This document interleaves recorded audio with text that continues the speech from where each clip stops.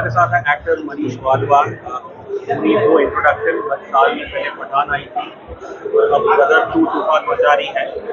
और ये कहना कि इन दोनों फिल्म के वो लकी चार्म मेरे ख्याल से बहुत गलत होगा, बिकॉज ये has been an integral part of both the film. और दोनों फिल्मों में जो कॉमन फैक्टर है, दोनों फिल्मों में इनके कैरेक्टर की बिना उस फिल्म की कहानी नहीं है। तो क्या क्या क्या कहना चाहेंगे? गॉड्स ब्लेसिंग्स मेरे पेरेंट्स की ब्लेसिंग्स और आशीर्वाद, ये अपने आप हुआ है। ये कोई सोची समझी साजिश नहीं है ये गॉड इज काइंड की अपने आप हो रहा है। थैंक यू सो मच वैसे सोचने के लिए। तो आपके हिसाब से ऑब्वियसली गदर एक ब्रांड है, तारा सिंह एक फोर्स ऑफ नेचर है, उससे तो मतलब कोई रोक नहीं सकता। बट आई थिंक तो यहाँ पे कई लोगों का कहना है कि इसका जो विलन है हामिद इकबाल, उसके बिना कहानी गदर 2 की पॉसिबल नहीं थी। और ये कैरेक्टर जब आपने पहली बार सुना तो आपने इसे किस तरह डाइजेस्ट किया? बिल्कुल, मैंने भी यही सोचा कि बहुत कमाल का कैरेक्टर है और मैं बहुत खुश था इस चीज़ के लिए। बस मुझे किसी भी तरह ये फिल्म करनी थी, क्योंकि एक्चुअली वो बता रहे थे जैसे कि काफ़ी विलन वो तलाश भी कर रहे थे और नहीं हो पा रहा था। फिर किसी के साथ बात भी हो गई थी and by the grace of God मुझे ये चांस मिल गया।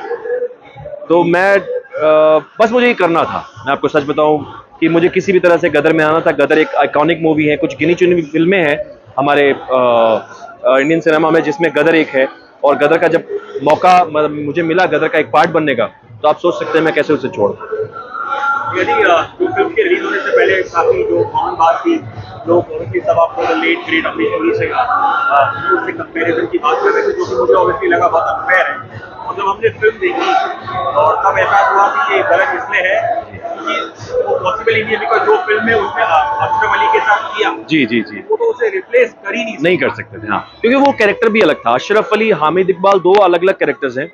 अशरफ अली जो है वो सकीना के फादर हैं और लास्ट में वो पॉजिटिव हो जाते हैं, अपनी बेटी को, अपने जवाई को छोड़ देते हैं। और ये जो है हामिद इकबाल, इसका सिर्फ वो गुस्सा है। वो तो फिल्म जब देखेंगे, यहाँ जिसने देख ली हो तो उसे पता ही है, लेकिन बाकी जिन्होंने फिल्म नहीं देखी है तो उन्हें पता चलेगा कि किस तरह से ये उस कहानी से अटैच हुआ है, कहानी से कैसे जुड़कर वो आगे चीज़ों को प्रेजेंट करता है। इस फिल्म का जो शूटिंग का प्रोसेस रहा, आपने इस कैरेक्टर को किस तरह एब्जॉर्ब किया अपने आप के? देखिए, जिस तरह से मुझे नरेट किया शक्तिमान जी ने, हमारे डायरेक्टर साहब ने, और जिस तरह से चीज़ें आती गई वो अपने आप होता चला गया। जिस तरह से फिर शॉट के वक्त भी अनिल जी जिस तरह से वो आपको चीज़ को, रोल को बताते हैं, उस सीन को समझाते हैं, वो आपसे बोलते हैं कि आप इस कैरेक्टर को जी रहे हैं। आप क्या सोचते हैं कि क्या ये कैरेक्टर ऐसा बोलेगा? ये बहुत बड़ी बात होती है एक्टर के लिए कि वो एक्टर से भी पूरा उतना ही चाहते हैं इन्वॉल्वमेंट कि हमने तो लिख दिया, अब आप क्या सोचते हैं, आप हामिद इकबाल हैं, आप ऐसा ये बोलेंगे, आप ऐसा हंसेंगे, रोएंगे, क्या करेंगे इस पे आप? तो ये बहुत फ्रीडम जो अनिल जी का तरीका है वो माइंड ब्लोइंग है। एट द सेम टाइम फिर सनी पाजी, उनका एक तरीका बिल्कुल वो है। फिर वो 1 या 2 तरीका जो आप लेके जाते हैं उससे आपको बोलते हैं कि नहीं, इसको ऐसे भी तो कर सकते हैं, ऐसे भी किया जा सकता है। तो आपको 13, 14, 15 तरीके और बता देते हैं जो आपकी सोच से बाहर होते हैं। तो आपको लगता है कि नहीं, हाँ, इसको इस तरह से भी सोचा जा सकता है। तो फिर वो अपने आप, वो गाइडेंस में उनकी अपने आप होता गया।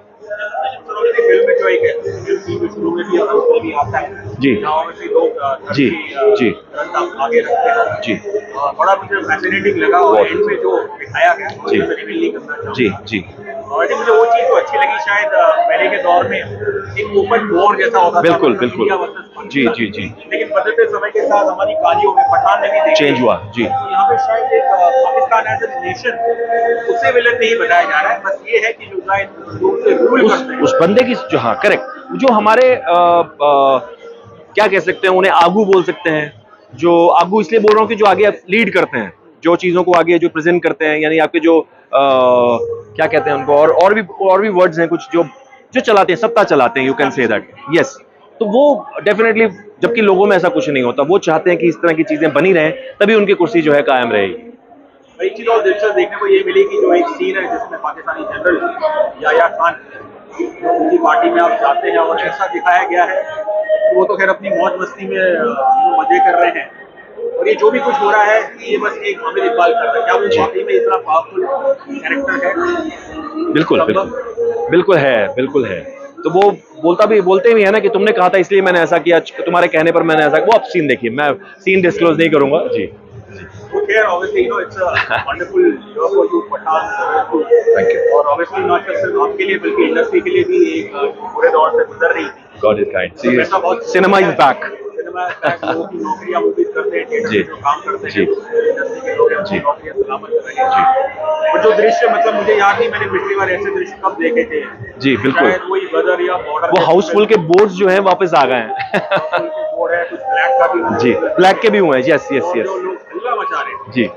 तो इस चीज पे सर बस कहेंगे बिकॉज एक चीज मेरे ख्याल से इस पे कोई आप एक्चुअली मैं आपको बताऊं, लोग जो है ना एंटरटेनमेंट देखना चाहते हैं बस, इसके अलावा कुछ नहीं देखना चाहते कि ऑलरेडी लोग डिप्रेस्ड हैं, अपनी चीज़ों में उलझे हुए हैं, अपनी ज़िंदगी में उलझे हुए हैं, पता नहीं किसी क्या प्रॉब्लम है, कभी घर में प्रॉब्लम है, परिवार में प्रॉब्लम है, अपनी नौकरी में प्रॉब्लम है। तो इतनी प्रॉब्लम से जब आदमी एक टिकट खरीदता है और वो फिल्म देखने जाता है तो उसे कंप्लीट एक एंटरटेनमेंट चाहिए, उसे वो सब नहीं चाहिए जो वो घर में ऑलरेडी कर रहा है। तो वो फिल्म देखना चाहता है और वो एंटरटेनमेंट देखना चाहता है, और गदर 2 इसका सबसे बड़ा उदाहरण है। और लोग इसे जिस तरह से ले रहे हैं, जिसे पसंद कर रहे हैं, तो इस चीज को साबित कर रहे हैं कि हम सिर्फ भैया मनोरंजन देखना चाहते हैं, नथिंग एल्स। जिस तरह पठान और अब गदर 2 में आपने जो अपने रोल निभाए बहुत अच्छी तरह, और अब क्या अभी आपकी कोशिश यही भी देखी कि लोग आपको स्टीरियोटाइप ना करें एज बॉलीवुड विलेन? देखिए, मैं एक्चुअली सच बताऊं, मैं इस बारे में कुछ सोचता ही नहीं हूं। मुझे ऐसा लगता है कि चीजें अपने आप आती हैं, अपने आप चीजें वो कहते हैं ना, गो विद द फ्लो। मेरा हमेशा ये तरीका हुआ है, आज भी है और पहले भी था।